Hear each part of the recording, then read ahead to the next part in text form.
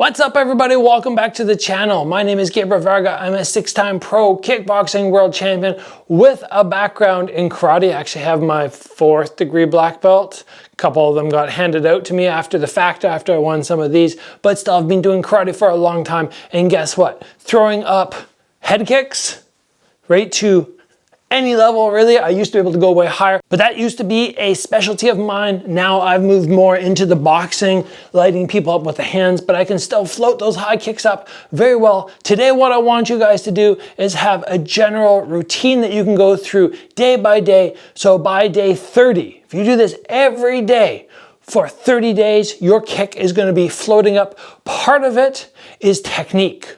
High kick technique. Many people who come to train with me go, yeah, Gabriel, I can't kick past like chest level. And then I work with them on their technique. I make corrections. Boom, they've fixed it. Other people need mobility exercises through the hips and the groin to open those kicks up. Either way, we're gonna get you sorted out today.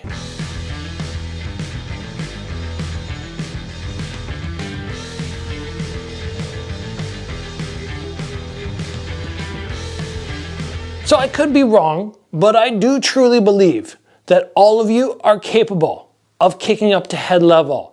It's just a matter of understanding the technique, getting it down, and doing the drilling at home to make sure you're strengthening and opening up your hips. Yes, I could give you a full routine that will take you something like 30-40 minutes each day, but I know that's not realistic, so we're really gonna try and condense this down today. If you're wanting to make the session longer, you just need to take the sets that I give you. If I give you something like we're gonna do 10 of them, you need to go home and you need to do 50. So let's start off and let's make things very simple. We're going to start by strengthening the hip. You might go, no, I need flexibility. I'm going to argue that first we need to build some strength. So find somewhere that you can put your hand against something. You're going to pick your leg up. We're going to get it as high as you can. It doesn't need to be up at head level already. It could just be at hip level or even knee level. I want it up and I want you to pulse up and down 10 times. Let's do it. 1, 2, 3, 4, 5, 6, 7, 8, 9,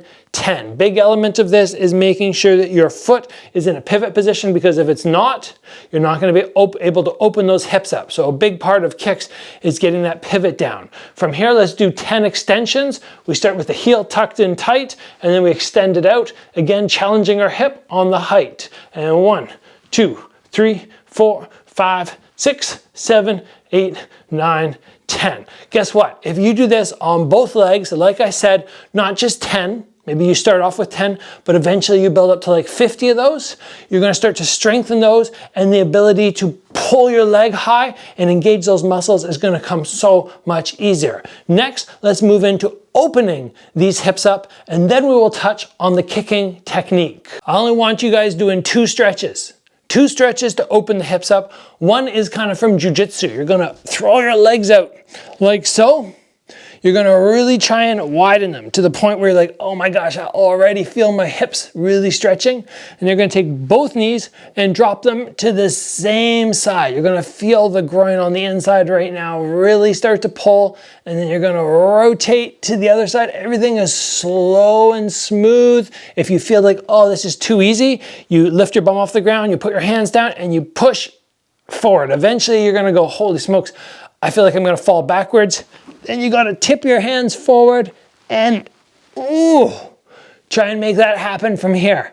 The flexibility that you're getting is a little bit better than just doing a split, in my opinion, because it's similar muscles, but you're actually rotating through the motion, and it's similar to a kick. The other one that I want you to try looks like this. You're gonna go hands and knees down to the floor. You're gonna make sure there's a 90-degree angle between that knee where the calf and the thigh are gonna meet, and you're gonna push your hips back. From there, you're gonna do what's called a windshield wiper, heel to the bum on one leg and extend the other. And then you're going to, as you continue to push back, swivel from side to side. You can take a pause and push and pulse, and then switch, push, and pulse. And right there, we're really getting some good stretching and some good mobility in. And now from here, finally, we're gonna work on our kicking technique. Number 1, as I said before, when your hand was against the wall, this foot has to pivot. If you do not pivot as you lift your kick, you cannot complete the rotation. What we are trying to do is we're trying to take whichever leg it is, we're trying to throw the hip in front. But here's the massive mistake that most people make that are going to impair their high kick. They're going to keep this shoulder back. They're going to throw their left leg out, they're going to throw their left hip forward, and they're going to drag the left shoulder back. And then all of a sudden from there, you might not realize you're doing it, but you end up in this position. Even if you pivot, now from here as I pull back, this kick, this lead leg, or the kicking leg does not have the ability to float forward. It ends up getting stuck. And now you can only throw down low. Coming high is very awkward. So we need to have this hip and the shoulder hinged together. I open up my pivot, which allows my hip to go forward and my shoulder follows. Again, you can utilize a wall if you need to help you learn this motion. Open up, the whole body swings. And then from there, what I can do is utilize that strength from the hip which we built on our lifts and our extensions, use that to draw the knee up, and then the flexibility that we have built is now going to help us lift and throw, and my head leans back a little bit. If I keep it here, note how my leg is going to naturally just drop, right? As I lean back, I go, oh, okay.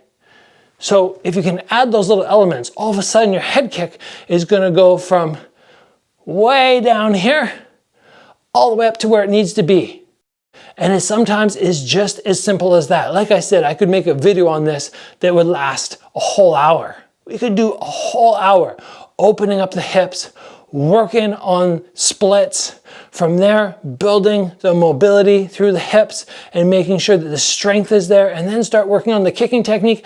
But if you do this video, or you end up creating your own little routine for 5 minutes per day, your high kicks are going to come. They have to. I've seen it time and time again with so many people that I've assisted in private lessons. They say, no, never been able to get my head kick up. It's been like 20 years of training, or 2 years of training, 5 years of training. All the instructors have tried. I work with them 10, 15 minutes. We sort it out. I believe anybody is capable of throwing a head level kick. Even if you can't do a split, you might go, this is my flexibility. That's fine. That's head level. That's enough. So I really hope this assisted you. Give the video a like if you do feel like it helps you. Get subscribed for more content just like this. And as always, guys, train hard. I will see you back here soon for another video.